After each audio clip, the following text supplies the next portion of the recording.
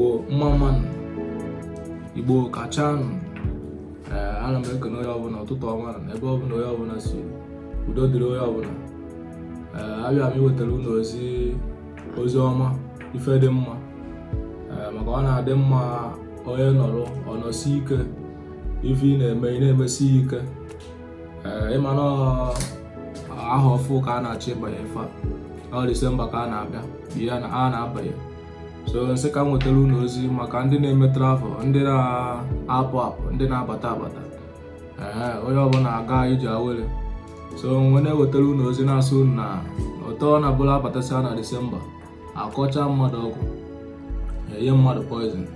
Na m ga-agwa unu ife ọya bụrụ ime ya ife ilu like na enye gị poison ma ọ na-enye gị like na akọrọ gị ọgwụ. Mgba gị ya ọ ga-abụrụ ime ite na-apụọ gị n'ala. Owe ife ndị be anyị ji eme ọdịnala, owe ife a na-akpọ obenebe ụzọ, owe ife a na-akpọ osi ike. Ihe weta osi ike, weta obenebe ụzọ. Ya achọ gunpowder, ya nke ndị be anyị na-akpọ nshi egbe. Iweta obenebe ụzọ, ị ga-eweta mkpụrụ osi ike 7. Ị ga-enye obenebe ahụ n'isi 7 times. Ihe n'isi 7 times, ị ga-edobe ya n'ala. Ị ga-enye osi ike ahụ n'isi 7 times. Ihe ekwu okwu na-ekwubi okwu na osi ike adịghị gị iji ifere na ife ike ama mme na ndụ gị, na ihe ọbụla onye ọbụla zubere gị ọwa ike ma poison ma anything na mamba maka gị. Ihe ya n'isi gị 7 times.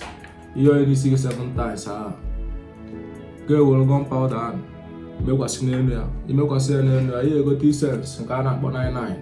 Igote ya, ihe atinye ọkụ, iwe onye essence ahụ tinye detin ọkụ n'ebe ahụ ọ dị na detin ga-esi gị n'alụ pụọ once.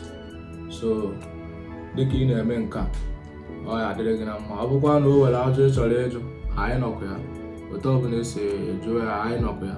Ịghọtago? Ọ bụkwa na okwu ife chọrọ ịmatakwu, anyị nọkwa ya, anyị kwụchiri. So na ọ ya wa, udo dịrị unu ndị be anyị.